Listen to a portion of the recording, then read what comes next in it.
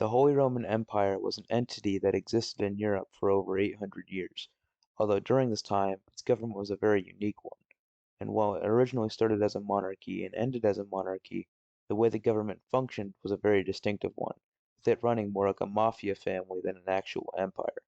So to get an understanding on how the government worked, you first have to look at how the Holy Roman Empire was run. The Holy Roman Empire was split into hundreds of smaller states, and each one was run by a series of kings, dukes, counts, bishops, abbots, and other rulers known as princes. These princes were typically given a set of orders to follow from the emperor, who was elected from only a small number of states in the empire.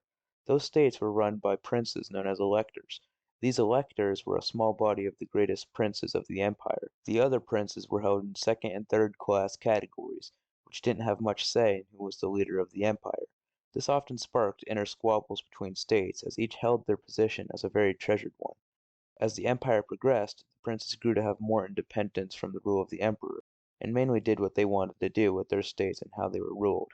This often led to some states having larger taxes and some not as large. So now that you know how the empire was run, you may be wondering, well, how did the government run? And the shorter answer is, it didn't. It was more like having a bunch of leaders run independent states that had an emperor just for the sole purpose of having one. The emperor was primarily a figurehead, and whilst he had control over the princes of these states, as well as the power to control what went on, it was simply just easier to let them rule instead of doing much of the actual ruling. All the emperor did was give a set of instructions every once in a while and let the princes do their thing.